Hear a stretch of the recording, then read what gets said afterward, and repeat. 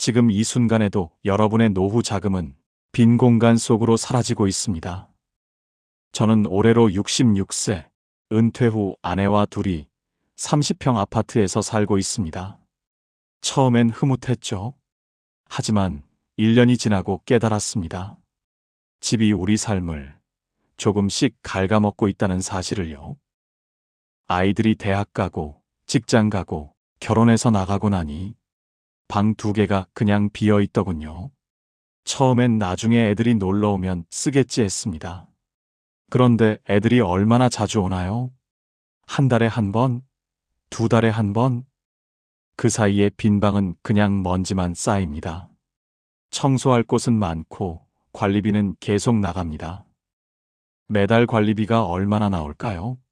30평 아파트 관리비가 평균 30만 원에서 35만 원입니다. 겨울철 난방비라도 조금 더 쓰면 40만 원 넘는 건 일도 아니죠. 평균 잡아서 1년이면 420만 원, 10년이면 4,200만 원입니다. 차 한 대 값입니다. 더 무서운 건 뭔지 아십니까? 10년 뒤 이 집을 팔고 싶을 때입니다. 그때가 되면 이 30평 아파트는 누구도 원하지 않는 거대한 짐이 되어 있을 거라는 겁니다. 여러분, 우리 나이대 자산의 70% 이상이 어디에 묶여 있는지 아십니까? 바로 집입니다. 그런데 이 집이 자산이 아니라 짐이 되는 순간 여러분의 노후는 무너집니다. 오늘 저는 여러분의 소중한 자산을 지키기 위해 아주 냉정하게 말씀드리려 합니다. 관리비 폭탄을 피하는 주거 공식부터 미래에도 오를 집의 5가지 조건, 그리고 10년 뒤에도 웃으며 팔 수 있는 망하지 않는 집의 3가지 기준까지 하나하나 짚어보겠습니다. 시작 전 이 영상이 도움되신다면 구독과 좋아요 부탁드립니다. 여러분의 클릭 하나가 더 많은 동년배에게 이 정보를 전하는 귀한 힘이 됩니다. 일부 30평 아파트의 배신. 과거의 국민 평형. 지금은 여러분도 기억하실 겁니다. 1990년대, 2000년대만 해도 30평이면 충분하다는 말이 있었죠. 저도 처음 집을 샀을 때가 30평이었습니다. 1998년쯤이었을 겁니다. IMF 직후였는데 집값이 많이 떨어져 있었습니다. 그때 용기를 내서 30평 아파트를 샀습니다. 당시 분양 광고를 보면 30평형이 항상 맨 앞에 나왔습니다. 국민평형 30평, 내 식구가 살기 딱 좋은 크기. 실제로 그랬습니다. 부부의 자녀 둘, 내 식구가 살기에 딱 좋은 크기였습니다. 방 3개에 거실 하나. 아이들이 각자 방을 쓰고 부부가 안방을 쓰고 거실에서 가족이 모여 TV도 보고. 저희 집도 그랬습니다. 아들이 방 하나 쓰고 딸이 방 하나 쓰고 저희 부부가 안방 쓰고. 딱 맞았습니다. 그때는 30평이 가장 인기 있는 평형이었습니다. 분양 공고가 나면 30평형이 가장 먼저 마감됐죠. 실제로 30평에 살면서 행복했습니다. 아이들이 자라는 모습을 보면서 이 집에서 추억을 많이 만들었구나 생각했죠. 그런데 요즘은 어떨까요? 30평은 이제 끝났습니다. 요즘 30대, 40대 젊은 가족들을 보면 30평 아파트를 선호하지 않습니다. 제 아들 녀석도 그렇습니다. 작년에 결혼하면서 집을 알아보는데 30평은 처음부터 제외하더군요. 아버지, 30평은 너무 커요. 관리비도 많이 나오고 청소할 때도 많고 우리네도 하나만 낳을 건데. 제 아들만 그런 게 아닙니다. 요즘 젊은 세대는 대부분 20평대 후반이나 아예 소형 평형을 선호합니다. 왜 그럴까요? 이유는 명확합니다. 첫째, 관리비 부담입니다. 30평은 관리비가 월 35만 원 정도 나옵니다. 그런데 25평은 25만 원 정도입니다. 한 달에 10만 원 차이. 1년이면 120만 원. 10년이면 1200만 원입니다. 젊은 세대는 이 돈을 아깝다고 생각합니다. 둘째, 자녀 수가 줄었습니다. 우리 세대는 자녀를 둘, 셋 낳았습니다. 그러니 방이 3개 필요했죠. 그런데 요즘은 어떻습니까? 한 명 낳거나 아예 안 낳습니다. 출산율이 0.7명입니다. 그럼 방이 3개나 필요 없는 겁니다. 셋째, 효율성을 중시합니다. 젊은 세대는 쓰지 않는 공간을 낭비라고 생각합니다. 빈 방 하나 때문에 관리비를 더 낼 바엔 차라리 작은 집에 살고 그 돈으로 여행 가는 게 낫다. 이게 요즘 세대의 생각입니다. 넷째, 환금성이 떨어집니다. 30평은 가격이 애매합니다. 부자들은 40평, 50평을 삽니다. 서민들은 20평대를 삽니다. 그럼 30평은 어중간합니다. 누구한테 팔아야 할지 모호합니다. 이걸 끼인 평형이라고 합니다. 위로도 못 가고 아래로도 못 가는 평형. 여러분, 이게 무슨 뜻인지 아십니까? 10년 뒤, 20년 뒤, 이 집을 팔려고 할 때 아무도 사지 않을 수 있다는 겁니다. 30평은 이제 끼인 평형입니다. 제가 최근에 부동산 중개업소를 몇 군데 돌아봤습니다. 중개인들한테 물어봤습니다. 요즘 30평 잘 팔려요? 대부분 이렇게 답하더군요. 글쎄요, 30평은 좀 안 나가요. 부자들은 더 큰 평형 찾고, 서민들은 작은 평형 찾고, 30평은 좀 어정쩡해요. 실제로 매물도 많이 쌓여 있습니다. 30평 아파트가 몇 달째 안 팔리는 경우가 많습니다. 가격을 내려도 안 팔립니다. 왜일까요? 수요가 없기 때문입니다. 과거엔 30평이 국민 평형이었습니다. 지금은 30평이 끼인 평형입니다. 위로도 못 가고 아래로도 못 가는 애매한 평형. 그럼 어떻게 될까요? 낡은 30평의 시한폭탄. 더 큰 문제가 있습니다. 지금 30평 아파트를 갖고 계신 분들 중에 많은 분들이 재건축되면 괜찮겠지 생각하십니다. 하지만 이전 영상에서 말씀드렸듯이 재건축 시대는 끝났습니다. 특히 30평 아파트는 더 위험합니다. 왜일까요? 첫째로, 재건축 조합원 동의가 안 나옵니다. 재건축을 하려면 조합원 동의가 필요합니다. 보통 75% 이상 동의해야 합니다. 그런데 30평 아파트 주민들을 보면 나이 드신 분들은 이렇게 생각합니다. 나는 여기서 조금만 더 살다 갈 건데 왜 분담금 내고 10년 기다려? 젊은 분들은 이렇게 생각합니다. 분담금 5억, 10억 내고 10년 기다릴 바엔 그냥 새 아파트 하나 사는 게 낫지. 그러니 동의율이 안 나옵니다. 둘째, 설령 재건축이 된다 해도 30평은 손해입니다. 재건축을 하면 보통 평형을 늘립니다. 30평을 40평으로, 40평을 50평으로. 그럼 분담금이 엄청나게 늘어납니다. 30평에서 40평으로 늘리면 분담금이 3억, 5억씩 나올 수 있습니다. 그 돈을 낼 수 있습니까?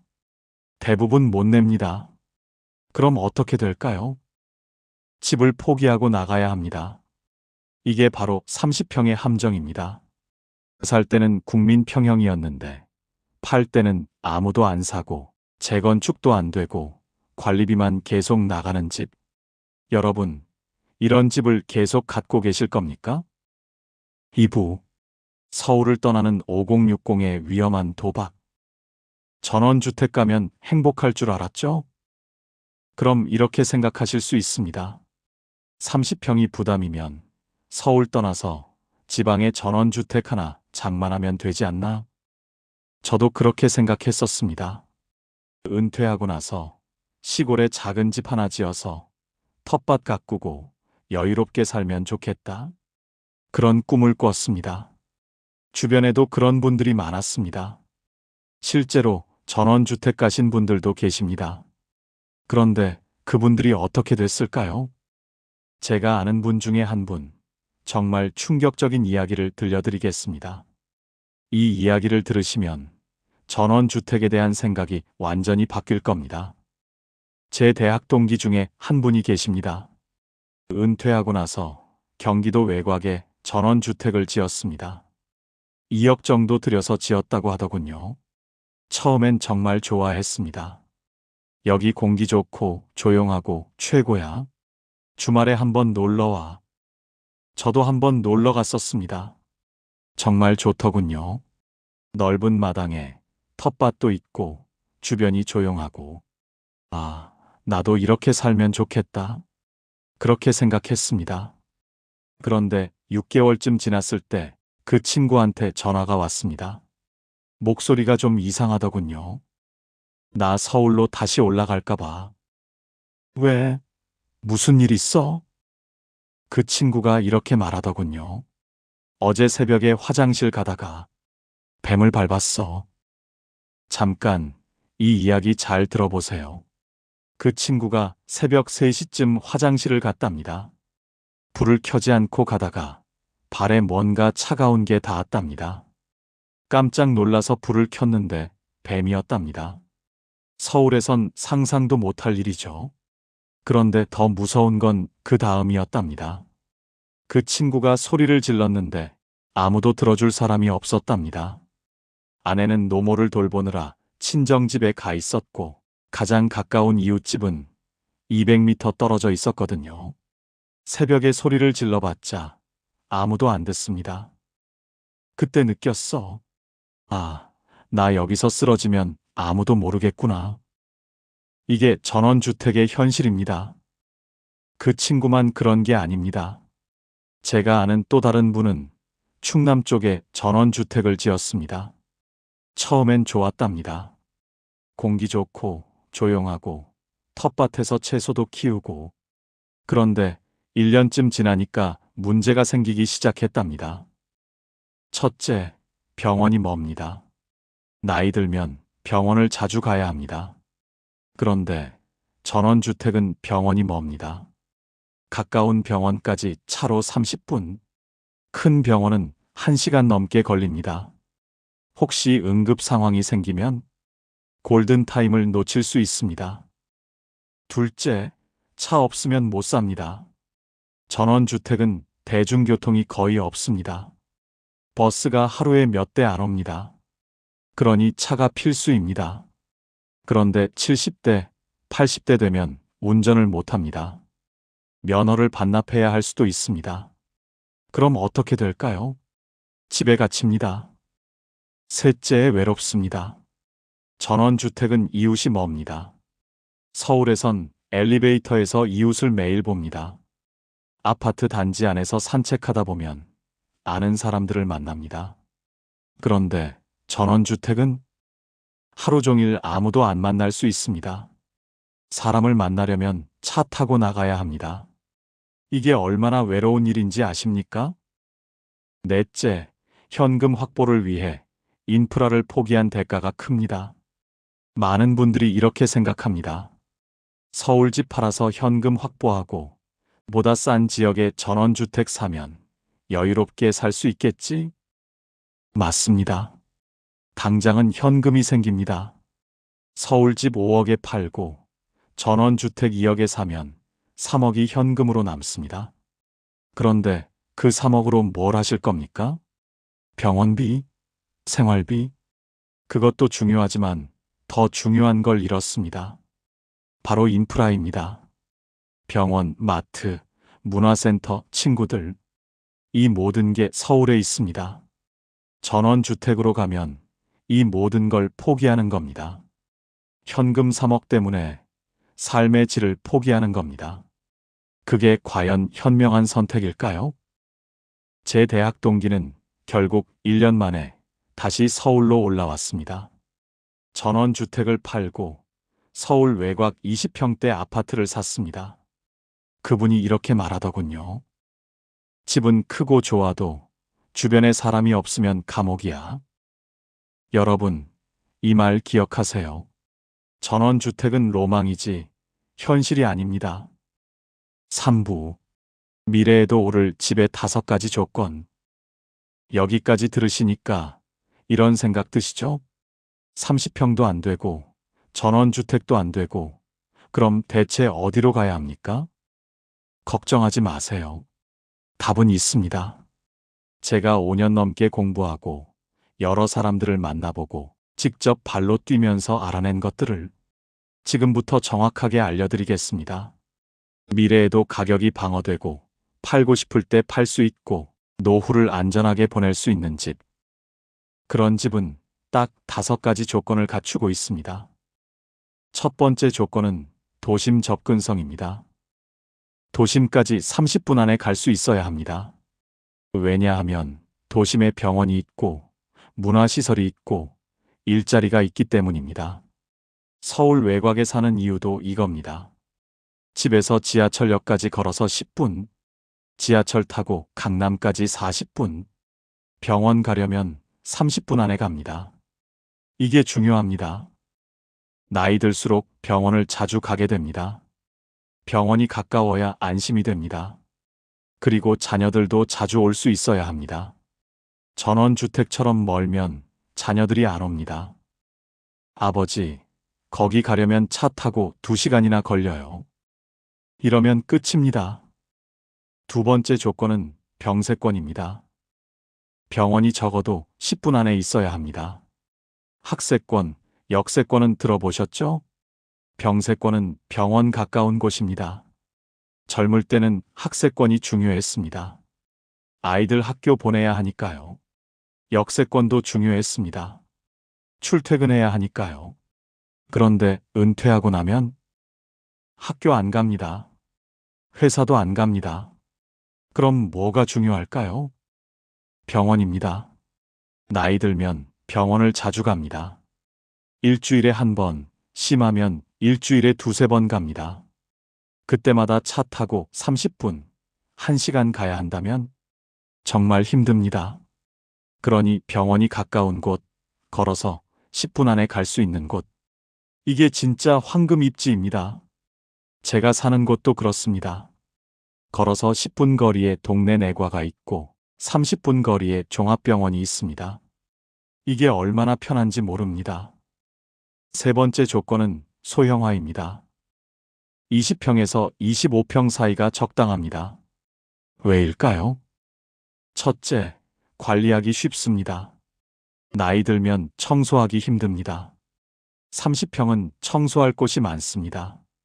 방 3개, 거실, 주방, 화장실 2개. 다 청소하려면 하루가 갑니다.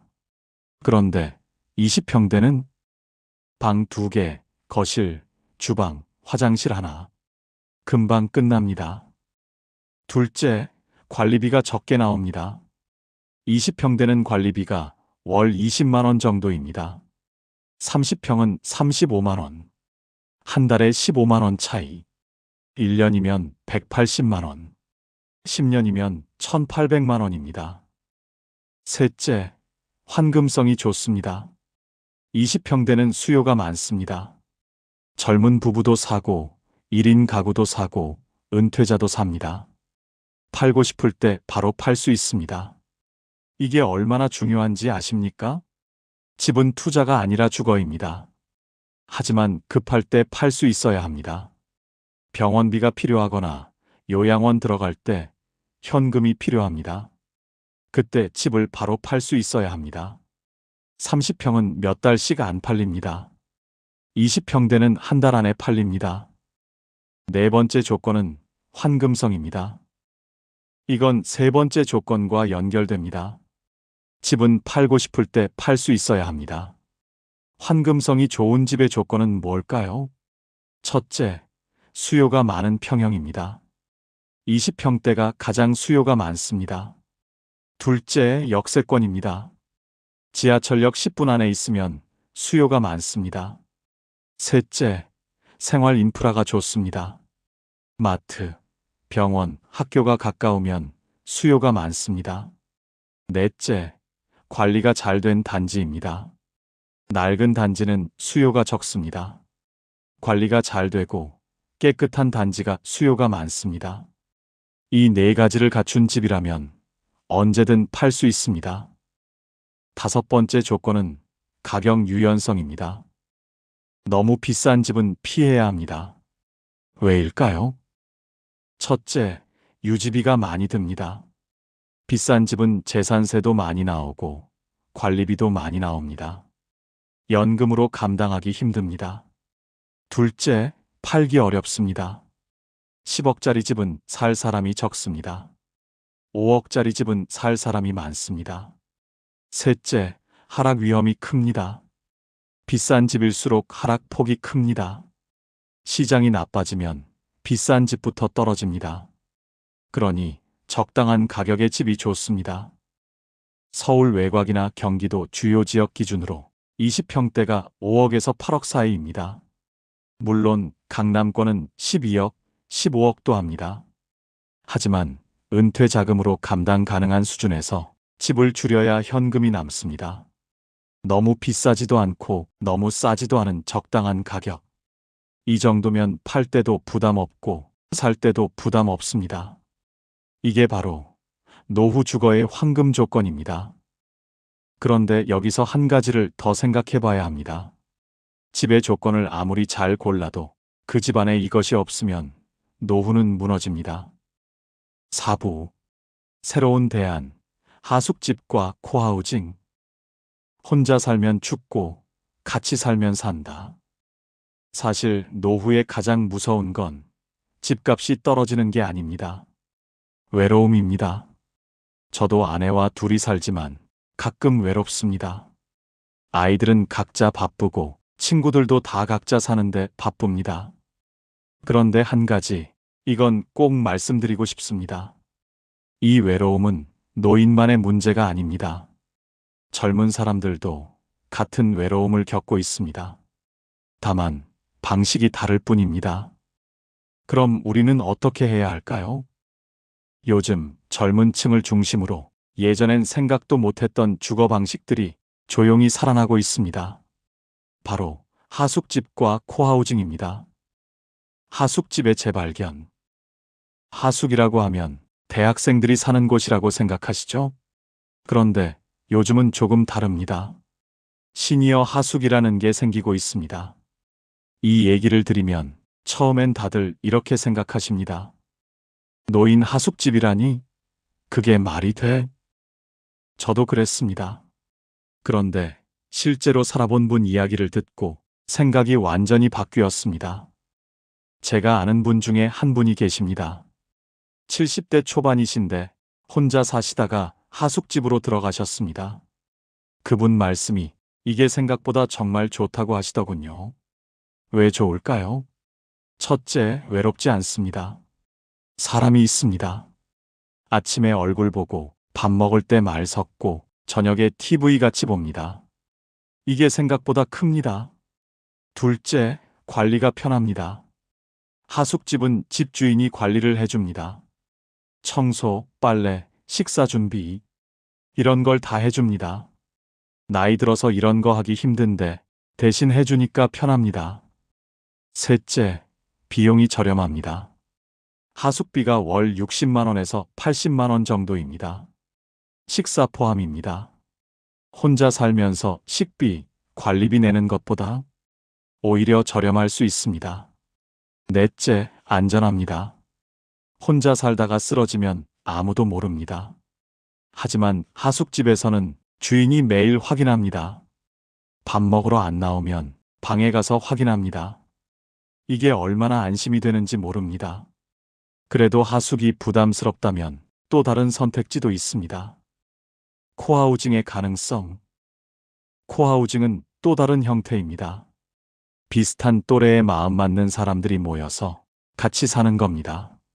각자 독립된 방이 있고 공용 공간을 같이 씁니다. 예를 들어 4명이서 큰 집을 같이 삽니다. 각자 방은 따로 쓰고 거실, 주방, 화장실은 같이 씁니다. 이게 무슨 장점이 있을까요? 첫째, 비용을 나눕니다. 집값을 여러 명이서 나누니까 각자 부담이 줄어듭니다. 관리비도 나눕니다. 둘째, 외롭지 않습니다. 같이 사는 사람들이 있으니까 외롭지 않습니다. 식사도 같이 하고 대화도 나누고 셋째, 서로 돌봅니다. 누가 아프면 서로 돕습니다. 병원에 같이 가주고, 약 사다 주고, 가족은 아니지만 가족처럼 지냅니다. 물론 단점도 있습니다. 같이 사는 게 불편할 수 있습니다. 각자 생활 습관이 다르니까요. 하지만 잘 맞는 사람들끼리 모이면 정말 좋은 형태가 될 수 있습니다. 요즘 코하우징 사례가 늘고 있습니다. 정부에서도 지원하고 있습니다. 혹시 관심 있으시면 한번 알아보시는 것도 좋습니다. 중요한 건 이겁니다. 이런 선택지도 있다는 걸 미리 알고 있느냐, 모르느냐의 차이는 크다는 겁니다. 제2의 고향 만들기.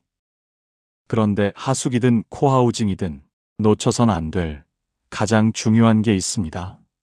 바로 익숙함입니다. 사람은 익숙한 곳에서 살아야 편합니다. 낯선 곳으로 가면 몸보다 마음이 먼저 병듭니다. 나이 들수록 더 그렇습니다. 평생을 살아온 익숙한 이 동네, 지금 여러분의 발이 닿아 있는 이곳을 고향처럼 다시 정의하고 정성껏 가꾸며 사는 것. 그것이 진짜 노후의 승부수입니다. 집값보다 무서운 게 익숙함의 상실입니다. 낯선 곳으로 가면 마트도 다시 찾아야 하고 병원도 다시 찾아야 하고 친구들도 못 만나게 됩니다. 이게 얼마나 힘든 일인지 아십니까? 그러니 가능하면 지금 살고 있는 동네 근처에서 하숙이나 코하우징을 찾으세요. 아니면 아예 지금 사는 동네에서 평수만 줄이는 것도 방법입니다.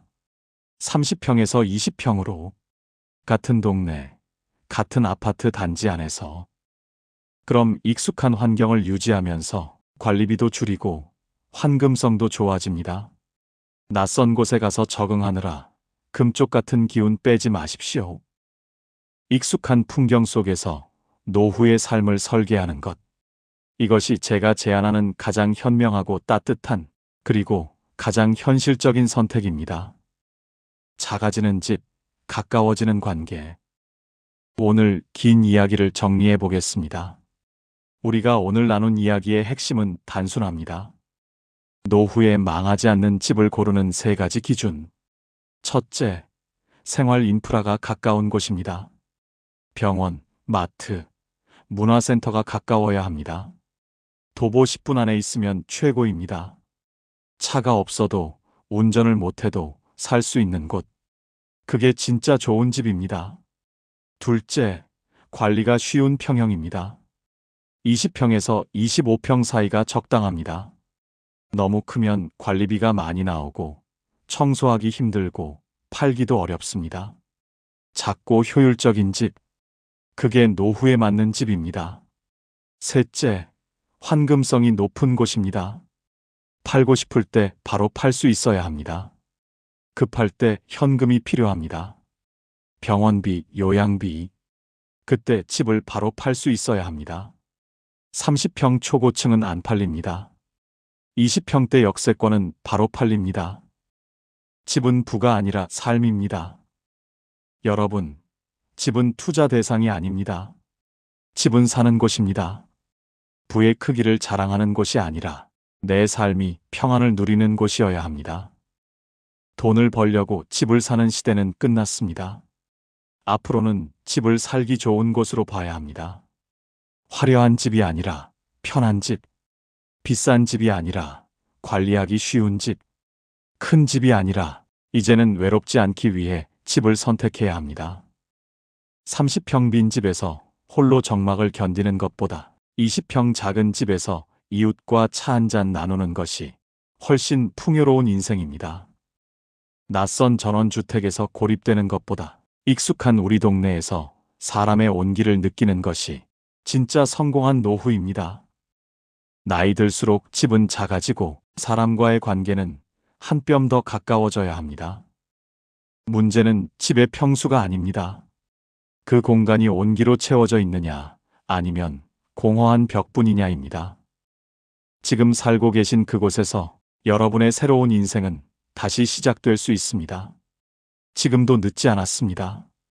내게 맞는 집, 내게 맞는 속도, 내게 맞는 사람들과 함께라면 노후는 무너지지 않습니다. 불안해하지 마시고 차근차근 생각해 보시면 좋겠습니다. 방향은 이미 보이고 있습니다. 우리 나이에도 지금부터 다시 그려갈 수 있습니다. 오늘의 이야기가 여러분의 선택에 작은 방향이 되었길 바랍니다. 여러분의 내일에 따뜻한 용기가 되었길 바랍니다. 오늘도 긴 이야기 들어주셔서 고맙습니다. 댓글로 여러분의 이야기를 나눠주세요. 현재 살고 계신 집의 평수와 가장 큰 고민은 무엇인가요?